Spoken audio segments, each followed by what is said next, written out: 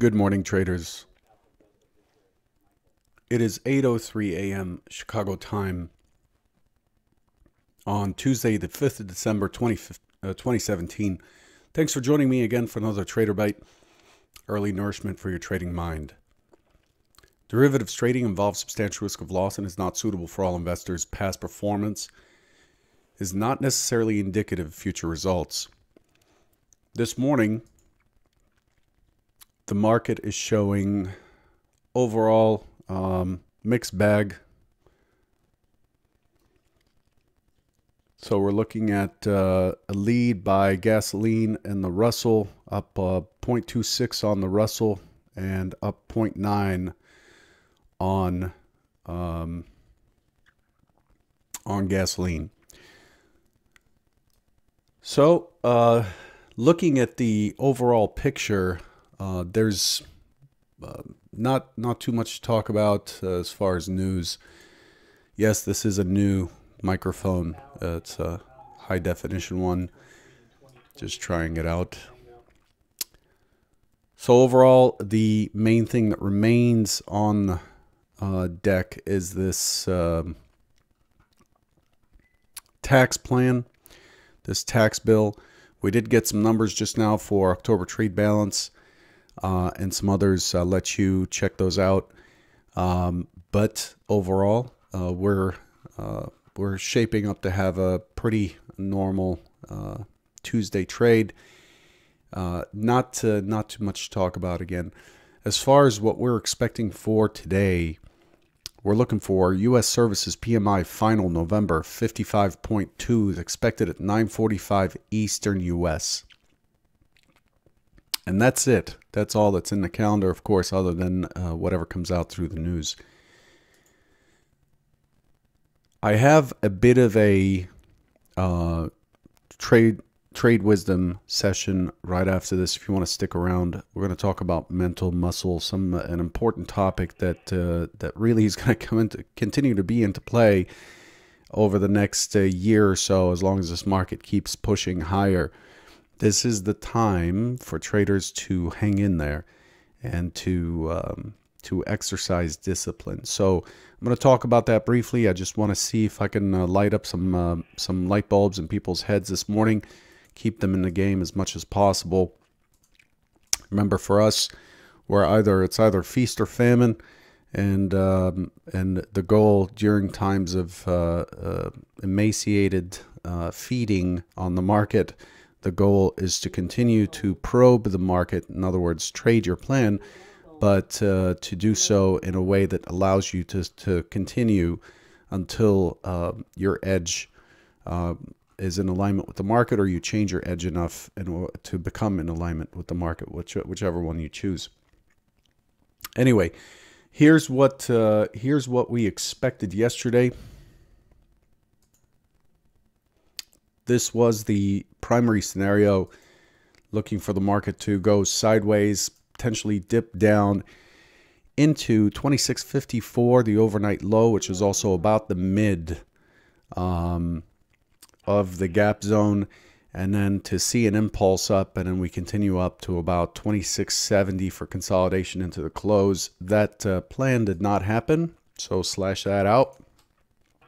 It looked like it was going to go that way, but it did not.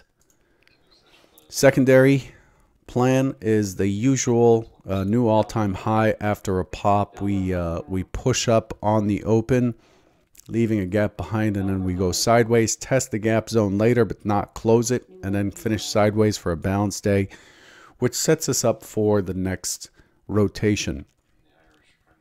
We'll slash that out because it did not happen either. The third scenario was somewhat of what happened, except the market was more aggressive to the sell side than expected. We're looking for a pop-up over the overnight high. We're looking for an impulse down for the market to breach into Friday's high, and then to continue lower. The key target, as I highlighted here, is 2642, 2642 even or so. It's the point of control. And This is basically what happened. Here's a view of what the market actually did, just so you know what's up. Here it is. We open. We have a nice opening swing, very clean, clear opening swing, 2661.50 to 2658.75. Let's play that back here and see how it played out bar by bar a little bit. So there's the opening swing. You can see clearly the market pushes up, finds the sellers at 2661.50, then starts to push down. So that's the opening swing high. Starts to push down to 2658.75, finds a bounce through the mid, through the open. This is clearly an open auction out of range, an open auction out of range. Why? Because it traded both sides of the open in a gap zone, and we have a clear opening swing, no driver yet. Okay, now we see a driver.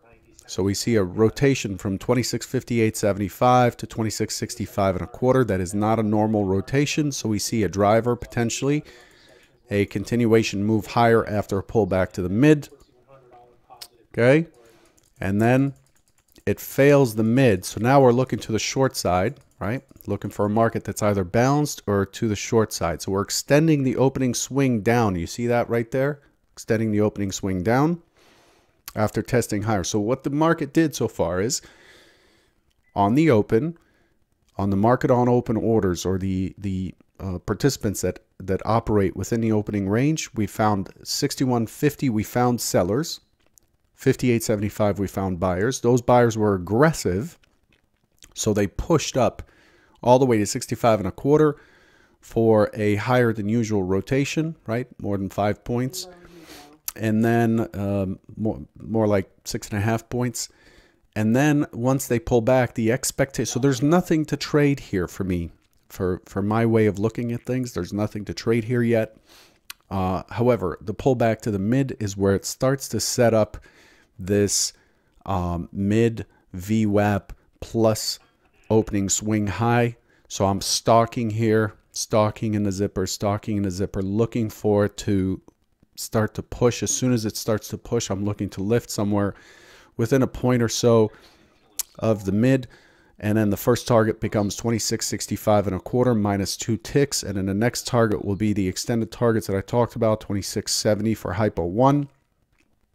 But it did not do that. Instead, it failed the mid.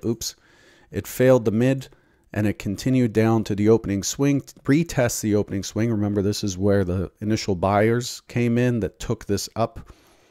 We saw some pretty good delta here at the bottom on this push up, and then we start to fail below the open. And now this is telling me, hey, we went up and looked for buyers to continue to buy, right? So we looked for buyers to continue to buy, and then we advertised for sellers, and we found them at 65.25, and we expect them to be weak. We consolidate for a while. We look to squeeze those sellers on a rerun, and it did not happen. And so we extend down, and when we extend down, we're pretty much done on the upside for now. It doesn't mean for the rest of the session, but for now, we're done exploring to the upside because we're extending the price discovery down. So the bias is short. We have a gap zone below us. Gap zone mid becomes a key target. So there's a lot to do below. So I'm looking to the short side. This is my point of view. Okay. Test of mid. Here we go, an opportunity. Look for the short around the mid. So look for failure of 59.5 or so. There, it's retesting, and there's your failure. Short, look for gap mid here at the 55 area for first scale. Look for the market to maintain short below mid to hold on to that short position. Look then for a test of 2650.75, the prior day's high plus 2 ticks. So 2651.25 is the next order working. There it is. Test of the prior day's. This is all in hindsight. I get that. But I'm just telling you, here's how I'm reading the market as it goes. Okay, I don't do this every day. Figured I'd walk through it. It's been a while since I've done this. So here, there's nothing that says, look, close that short, right? Other than the fact that the context is saying we tested the prior day's high and could not push through it. We tested it to the tick here, could not push through it right there. So that's the key caveat right now. So I'm expecting an impulse up through mid, but otherwise you got to stay short. So your clicker on your dome, or for my case, bookmap, is up here to close the position if we pop above the mid on an impulse, not on a grind, but on an impulse, right?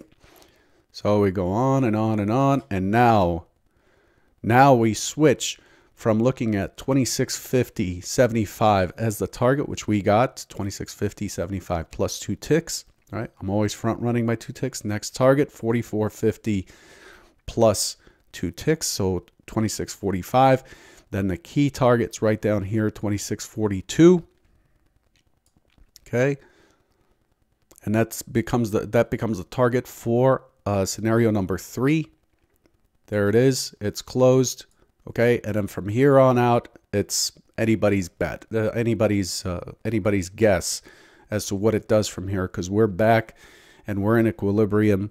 We're back in a prior day's range. Okay, so that's basically what I'm looking at. Just I know I show you the chart every day, but it's important to go back. I cannot overemphasize the importance of going back and replaying the chart piece by piece and trying and seeing if you can reread the story, and that sets you up for today. This is as part of my prep, this is what I do. I'm looking for nuances. This is how I come up with these mid session levels, because I'm reminded of how they traded. For example, the 2657.50 is important now. Things like that. We tested it from above, we broke through, pulled back, retested, dropped to the prior day's range, pulled right back to the 57.50 or so, 75, and then that's the base from which the selling began. So we're looking for this area to be a stop area. Oh my God, what happened here? I clicked on something. Hang on. Okay, so I've never used this stone before, whatever this is. This is the... Okay, well, hang on, let me get rid of it. Okay, here it is. Boom. All right. Rereading this helps you set up your the read on what's going on. So that's a lot of time spent on that. Again, I just wanted to show how scenario number 3 looks like in real time, so to speak. From there, we move on. We close. So yesterday we closed at the extension of the selling. So we closed weak yesterday. We expect the market to continue lower, and it takes us into the overnight session. Okay, so we immediately continue the selling off. We open a tick below where we closed on a day session, and then from there it's supported, and we have basically a profile that is a ledge, and it's likely to continue higher the way it's set up right now. We're back to the Flynn. We're back through the Flynn News SOC. We're not at the Flynn News low, so we're still. There's still hope for an upside for those buy the dippers. Okay, that takes us into where we are now. The market's currently trading at 26.43, near the lower end of the range right here against this low volume node. 3 low volume nodes yesterday, there, and there. And we're trading right against this low volume node. As long as we do not, so here's the key plan for today.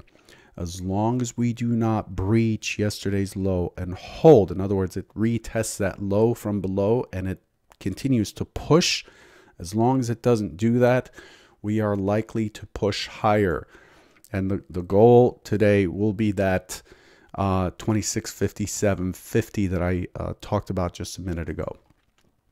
Okay, so the primary hypothesis or primary scenario for today is an open that balances out a little bit. And then I'm looking for an impulse up, likely to butt its head against 2650.75. We're back at the Flynn SOC from below. And then continuation to 2656 and a quarter. Consolidate against this 57.50. Okay, so 57.50 is important. And the reason you see it's important is the prior day. It is the launching point for the continued selling. It was retested multiple times. We expect stops. We expect a spike through there if it does push through. Okay, so that is the primary scenario for today. Wow, I'm really taking a long time with this today. The secondary scenario is we do continue to push through the ledge put in overnight. We continue higher. We get failure. We find sellers. We get failure. We breach the lows. So the low gets pushed like that. So it gets pushed. It gets tested. And then we see the buyers, the real buyers, kick back in and then finish in the middle. So we end up with a profile that does one of these. A B-shaped profile by the end of the day. That would be scenario 2. That's the market testing below, testing this and that together, and then finding a base below the prior low, not finding further sellers, finding buyers underneath there, buy the dip, right? And then push higher. Okay? So that's that. A quick trader wisdom, okay? One of the most common things we run into when trading is we test our ideas on sim, and we gain a lot of confidence. You get a lot of a big boost in your emotional capital, and then you go out there and apply it in the real world. And generally, after you get a big boost of emotional capital, you go out in the real world, you get rewarded on the first 1 or 2 trades. This has been my experience. You come in very confident, and then you take a loss. Then you take another loss and another loss. And then all of a sudden, you're scalping the market. You're fading your own plan because you think it's working so terribly that you should trade against it to make money back. You're focused on your P&L. Your P&L is on your screen, and you're fighting and fighting and fighting. A discussion I had just this Saturday with one of the traders, and we talked about mental muscle. Mental muscle is a real thing. It's been studied. I think it's talked about in the chimp paradox. It's talked about in the power of habit.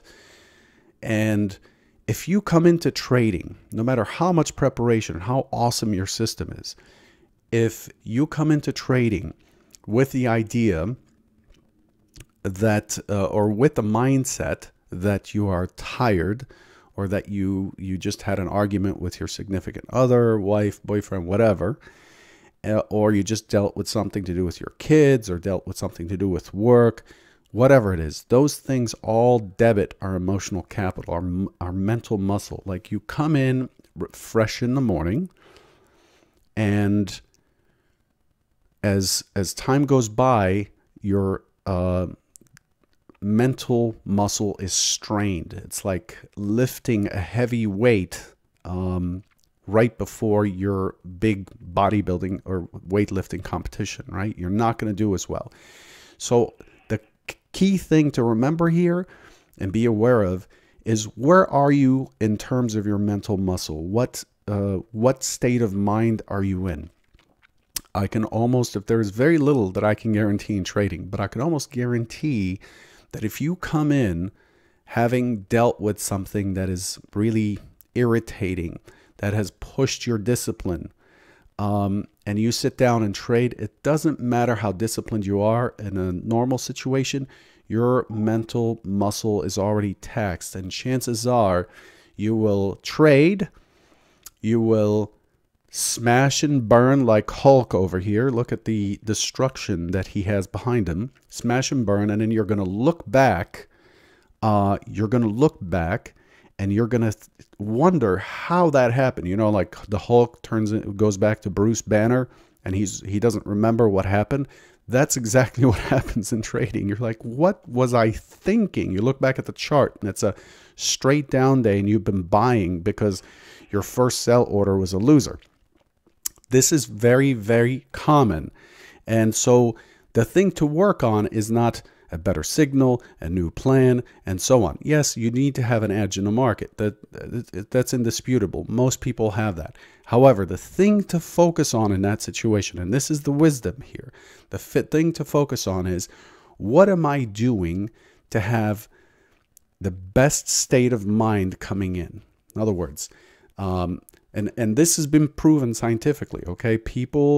Students have been put through a kitchen where a chef is making cookies, baking cookies, and the smell is strong, the smell of sugar and chocolate and so on. And the first batch of sample of students were put through a mental test after having had a few cookies, as many cookies as they want. They go through the test and their test results are recorded as a group. The second group goes through the same thing. They sit through and they watch a chef bake up these awesome, tasty cookies, and they can't have one. They're told, you cannot have one, let's go take the test. And their results are significantly lower, not just 5% or 6%. They're significantly worse as a group. And that's what happens with mental muscle. You can read a sample of this in The Power of Habit, and many, many other publications, and it's something that affects us. So if you take a trade that strains your mental muscle, you feel charged, you just can't take it anymore, the best thing you can do is walk away. Just catch that trigger right there and don't try to fight the market back. Just walk away. Let it calm. Let the Hulk turn back to Bruce Banner, who is a scientist, who is very logical and very intelligent, versus the Hulk, which is smash, smash, smash. Okay? So I want to remind you that is a real problem. I've seen it with my traders. I've seen it with myself, that it's just when you come in already primed and tested, like those students who didn't have a cookie. They're salivating, but they couldn't. The craving wasn't satisfied. Their discipline was much worse. They skipped questions. They raced through the test. They just wanted to get out of there. They were uncomfortable. And trading is definitely something that makes everyone uncomfortable, okay? That's all I had for you. I hope you gained something from today's broadcast. Good luck, and I'll catch you tomorrow morning. Take care.